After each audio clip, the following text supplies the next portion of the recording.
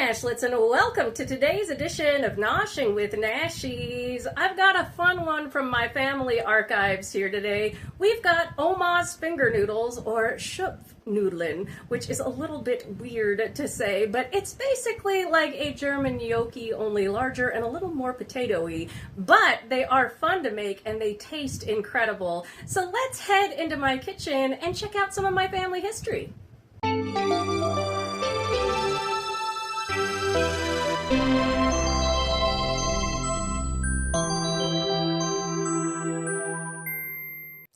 All right, Nashlets, let's get to making my Oma's Schupfnudeln, which is also called finger noodles. She used to complain about making these back in the day that she had peeled so many potatoes that she had scars on her fingers. So this is going to be the recipe for about 4 medium-sized potatoes. So go ahead and wash your potatoes.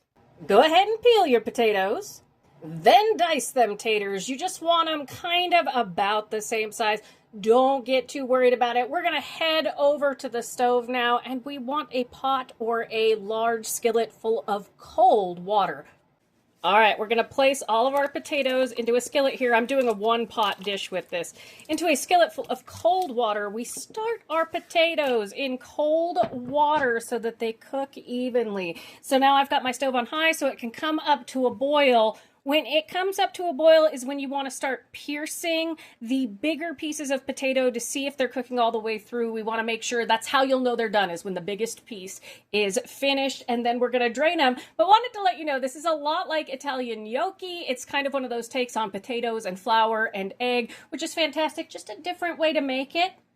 And you can also use any kind of potato that you want with this dish. If you're using a waxier potato like a Yukon Gold or something like that, you're going to need to up the cornstarch and up the flour a little bit, and I'll remind you of that in the description where I always put my recipe. So just go ahead and bring these up to a boil and start testing them for doneness, and then we'll drain them. We're about to hit the bubble point here, Nashlets, and I wanted to show you how you can see that this is actually cooking evenly. See how the outside is starting to become transparent, and you can see the middle there. It's kind of like an ice cube. You know, an ice cube will have the cloudy in the middle. Yeah, that's how you know everything is working. So as soon as it comes up to a boil, we're going to start stabbing them with a fork to see if they're done, and then we're going to drain them.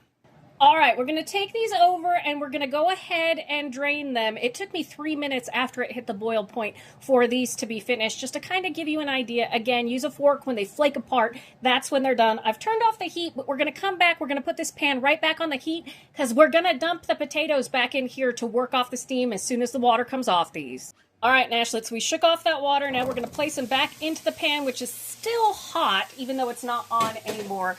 And we're just going to do like this for a second, see how that steam comes off. And we just want to make sure to dry the outsides. And you can see that this is well done. And then as soon as we do this, we're going to transfer it into a bowl and let it cool for just a minute. And then we're going to mash them. See how that just takes it, makes the surface nice and dry? That's what we want. We don't want waterlogged here. All right, see how they're kind of starting to get a little bit crumbly there? That's when we know the surface is nice and dry. So let's transfer them into a bowl, let them chill out for a minute, and then we'll mash them. All right, our potatoes have cooled down to warm. We're just going to mash these. You can use a potato ricer. You can use whatever you've got to mash these.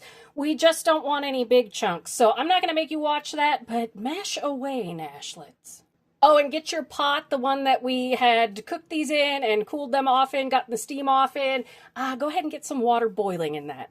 All right, we are all smashed and mashed here. Make sure your mashed potatoes are cooled down because we are going to be using egg here and we don't want to cook it. Now, I am somebody that doesn't require everything to be perfectly smooth. I like texture in my potatoes, so if you don't mash it perfectly smooth, don't worry about it. I promise you'll be fine. Now, we're coming in with the weird ingredient. We're coming in with a dusting of nutmeg, and I mean just a dusting. This is what makes it very uniquely German. Then we're going to come in with however much pepper you want. I'm going to do, about a teaspoon or so. And then you want to do a teaspoon of salt, or you can do what I'm doing, and I'm going to do a teaspoon of Vegeta, which is also a very German thing. I love this. I use it all the time.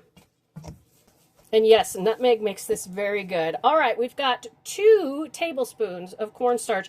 And do keep your cornstarch and your flour to the side in case you need a little bit more. Go less is more in the beginning to make sure. This is about 4 cups of potatoes when it's all mashed down, so you can use leftover mashed potatoes. That's perfectly fine. And then we've got about 4 tablespoons of flour here. Again, I have my flour off to the side. And I always mix in my dry ingredients first just to make sure that the temperature has come down enough to put in. It is 2 egg yolks.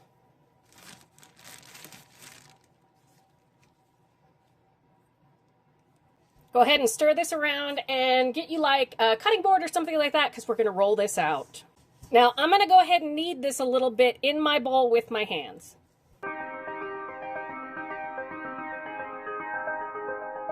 This kind of gives you an idea of how sticky it is, how much flour to put down when we're going to be rolling this out. All right, I'm going to go get me something to roll this out on. All right, Nashlets, I've got half of my dough here, and we're going to kind of roll this into a log.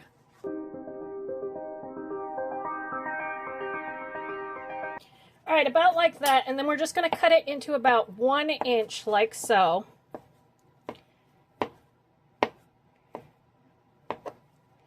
And then, had a runaway one. We are going to take each one of these, and we are going to roll them into a finger shape.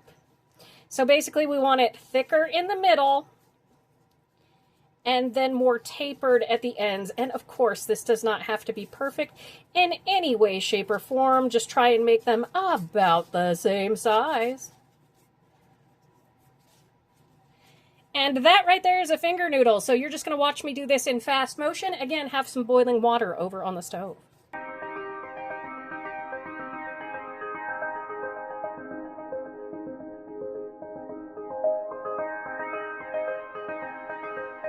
All right, Nashlets, we're over at the stove here, and as you can see, my water is about 1.5 inches below the level of my skillet here. I'm at about 6. Stove goes from 1 to 10, so that's slightly above medium. So we are bubbling but not boiling. We don't want to boil these, and do make sure to keep these apart using a little bit of flour, and we're just going to go ahead and dump them in and cook them for about 5 minutes. Now, I am doing half at a time and then the other half. So basically that's what we're doing. And when these start to float, we're done. We are just going to go ahead and stick them off to the side. Do not let them stick together. And do the other half. And then we are going to cook these up in some butter. All right, let these cook for about 5 minutes. See you then. All right, Nashlets, that was just about 5 minutes. See how they're all floating now? Let's go ahead and pull these off to drain, do the second batch, and then we're going to crisp these up in some butter. All right, Nashlets, I've got a couple of tablespoons of melted salted butter. We're going to take about half of those finger noodles, and we are just going to fry them up until they're golden brown on each side. Do the other ones, and then we will serve this up. I'll let you watch these get golden brown in fast motion. See you in a bit, Nashlets.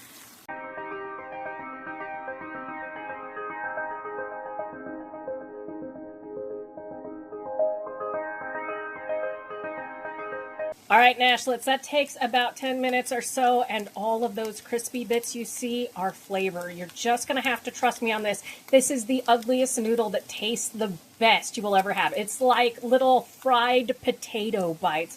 All right, I'm going to set up for the finale. I'll see you in just a second.